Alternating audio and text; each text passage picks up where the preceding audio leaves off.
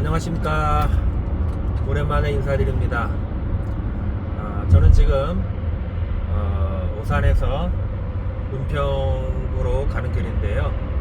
지난주부터 초등학생들을 대상으로 우리나라 대한민국 건국 대통령 이승만에 대해서 4주 동안 강의를 하게 되었습니다. 지난주 처음 시작을 했고 오늘 두 번째 하러 가는 거고, 다음주 그 다음주 4주차를 하면은 물론 부족하긴 하지만 그래도 우리 초등학생들한테 우리들이 살고 있는 이 자랑스러운 대한민국이 언제 누구로부터 시작됐는지를 좀 바르게 알려줄 필요가 있었다고 생각했는데, 마침 제가 존경하는 안석훈 목사님께서 기회를 주셔가지고 정말 부족하지만 제가 있는 힘껏 아이들에게 그것을 알려주려고 하고 있는데, 물론 아이들이 반응이 좋습니다. 사실 제가 이 유튜브 편집하는 기능을 몰라가지고 이렇게 차량 운전하면서 얼굴 안 보이게 하는 이런 영상밖에 못 찍는데 정말 죄송하고요. 근데 정말 지금 2022년 5월 13일 바로 불과 3일 전에 우리는 제20대 대한민국 대통령이 취임을 함으로 새로운 정부가 시작되었는데, 다들 아시다시피 정말 취임 연설이 정말 대단히 쇼킹하고 센세이션을 일으켰습니다. 역대 대통령 취임사를 많이 들어봤지만 이렇게 우리나라 대한민국 건국 이념에 가장 근접한 그 취임사를 들어본 적이 없습니다.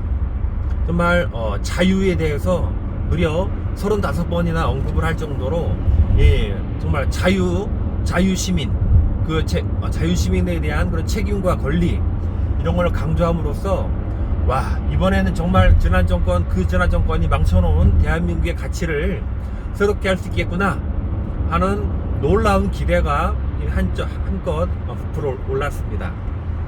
정말 우리가 살고 있는 이 자랑스러운 대한민국, 세계 경제력 12위, 11위, 13위 왔다 갔다 하지만 이런 나라, 정말 세계 지금 앞에도 보이지만 어디를 가도 온 산이 나무로 울창한 이 자랑스러운 대한민국, 또 전국 어디를 가나 이 뻥뻥 뚫린 이 고속도로, 이 모든 인프라, 우리가 언제 근처에 가도 마음껏 살 수 있는 이런 생활 편의시설, 병원, 학교, 은행, 마트, 이 모든 것들을 과연 이룩한 분이 누구인지, 또한 그것에 토대를 쌓은 분이 누구인지 우리가 분명히 알 필요가 있는데, 현재 젊은이들, 제 나이 또래까지 있죠. 한 40대까지만 해도 이 대한민국은 태어나지 말았어야 할 나라라고 학교에서부터 배웠기 때문에 이 대한민국을 부정합니다.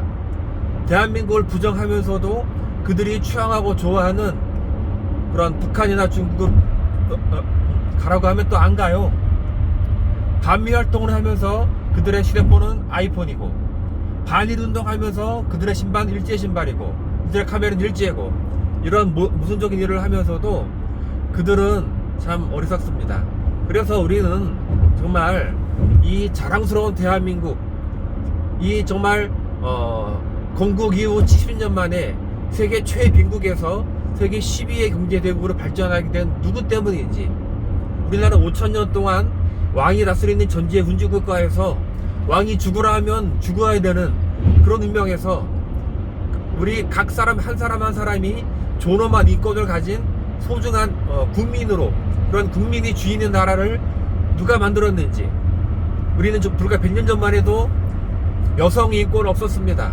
여성은 학교도 못 갔고 이름도 없었고 물건처럼 사고 팔리는 그런 존재였고, 남자도 양반이 아니면 아무런 권리도 살 수 없는 그런 아주 비참하고 그런 처참한 나라에서 어떻게 온 국민들이 인권과 권리와 자유를 누릴 수 있는 나라 만들었는지를 우리는 정말 학교에서 이걸 배워야 되는데, 학교에서조차 가르치지 않기 때문에 많은 사람들이 우리나라 대한민국은 아주 허접한 나라, 심지어 헬조선이라고까지 부르는 가운데, 우리는 지금이라도 많이 늦었지만 이 대한민국에 대해서 자세히 알 필요가 있습니다.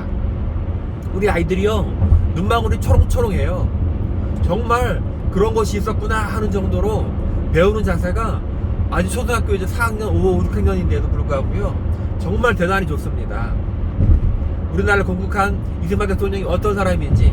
그는 1876년에 양녕대군 16대 손으로 태어난 왕족이었지만 정말 만 6세에 천자문을 뗄 정도로 천재였고, 그러나 그가 과거를 보았지만 계속 낙방을 하였고, 결국 과거제가 폐지된 이후 꿈과 희망이 없던 그에게 친구의 권유로 위원회에 들어간 그 배제학당. 물론 기독교 학교라고 싫어했지만 친구가 영어를 배우자라는 그 꾀에 빠져서 영어를 배우고자 했던 그 들어간 배제학당에서 영어도 물론 배웠지만 영어보다도 소중한 민주주의라는 것을 배워서 그 눈이 확 띄었습니다. 민주주의란 국가의 지도자를 국민이 선출하는 그런 놀라운 제도였고, 물론 최고 지도자지만 최고 지도자가 만약에 정치를 잘 못하고 법을 따르지 아니하면 주기적으로 그 지도자까지 바꿀 수 있는 제도라고 배웠을 때 이승만은 굉장히 놀랐습니다. 그래서 그 뛰어난 천재였던 그가 그곳에서 민주주의를 배우면서 새로운 학문을 통해서 많은 것을 배우기 시작했고, 그래서 그는 뛰어난 문장가요, 연설가로 활동을 하면서 이 나라를 다시 한번 바꿔보자 그런 운동을 하다가 그만 한성 감옥에 갇히기 말았습니다. 한성 감옥은 일반 잡범들이 가는 감옥이 아니라 정치범들이 가는 감옥이었고, 그 한성 감옥에는 나라를 위해 싸우다가 투옥된 많았습니다.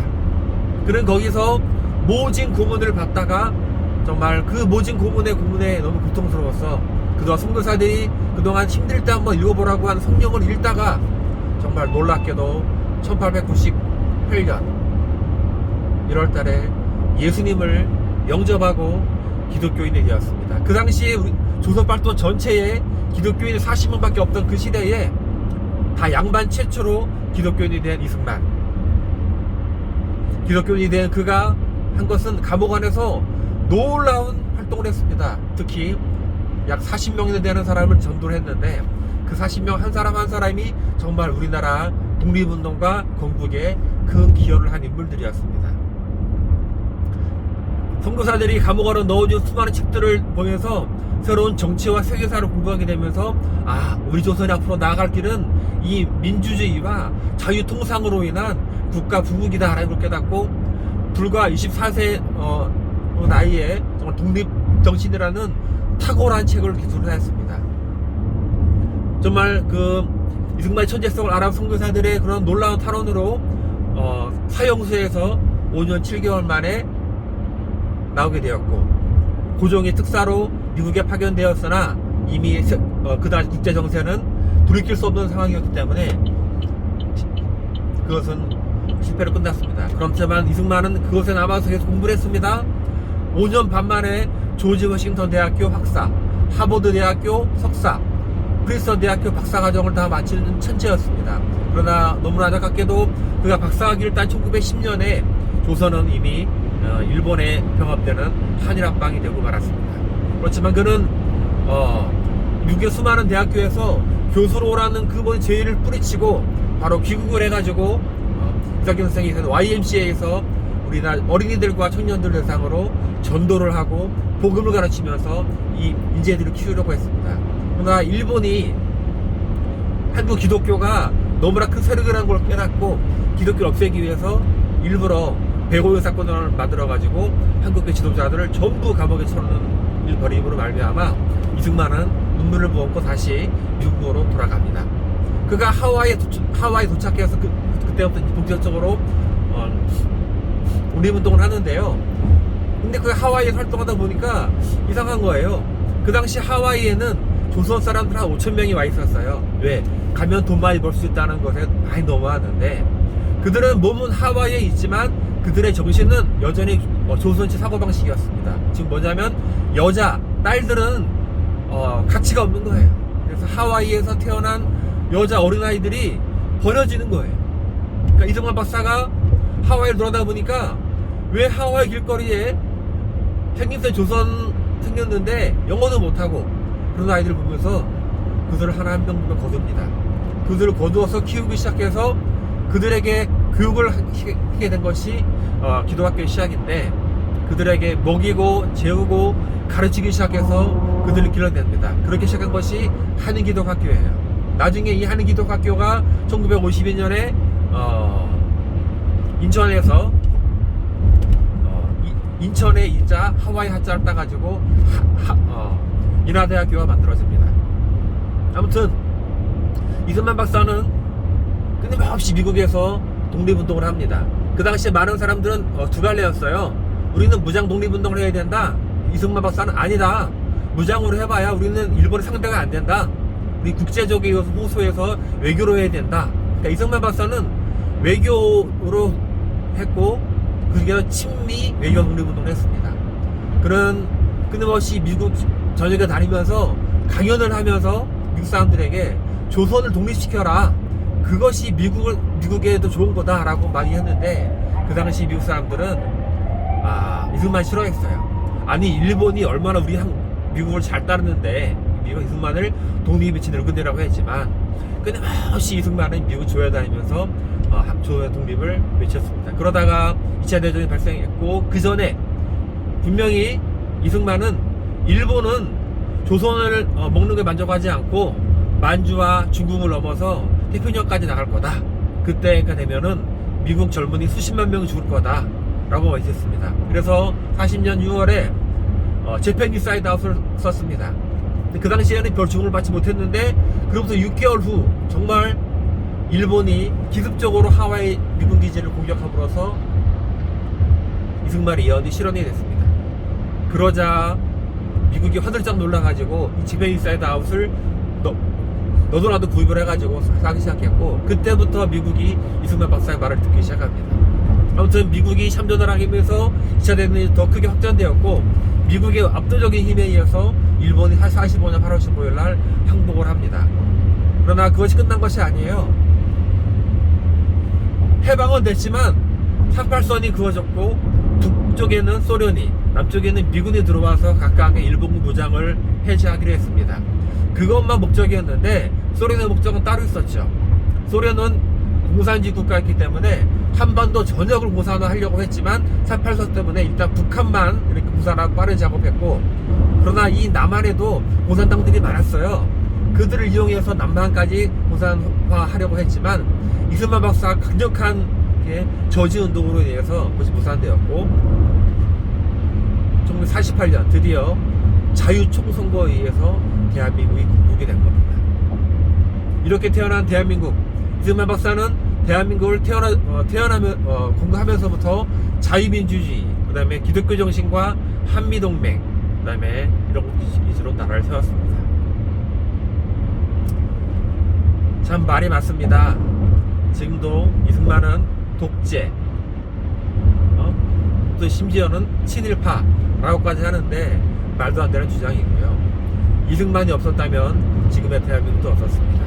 이승만은 6.25가 발발하자 곧바로 일본의 메가너 유엔군 사령관한테 전화해가지고 내가 말했지 않느냐 주한미군 철수하면 북한 쳐들어온다고 빨리 도와라 라고 하면서 압박을 해서 메가더가 트루먼에게 부탁해가지고 곧바로 미군이 지원해서 또 유엔군이 참전해가지고 이 금방 망할 뻔한 이 대한민국을 살리고 나라를 다시 되찾아서 지금까지 이렇게 나라가 발전되어 온 것입니다. 할 말은 많지만 길어지니까 이 정도로 하고요. 이승만의 업적은 물론 과도 있었죠. 과가 없다는 게 있겠습니까? 그러나 그 과는 이승만의 업적에 비하면 불과 95대 5 정도 될까? 그 정도 비율로 공이 압도적이 많습니다. 어떤 인물에 대해 평가를 할 때는 한쪽만 보는 것이 아닙니다. 공도 보고 과도 보면서 객관적으로 그 사람 평가를 해야지 한쪽만 치우치면 안 됩니다. 우리 지금의 대한민국이 있기한 이 자랑스러운 대통령 이승만 대통령에 대해서 지금이라도 바르게 알고 다시 한번 인식하는 정말 우리가 지금 숨쉬듯이 누리는 자유가 그냥 온 것이 아님을 꼭 알아야 되겠습니다. 이 정도로 하겠습니다.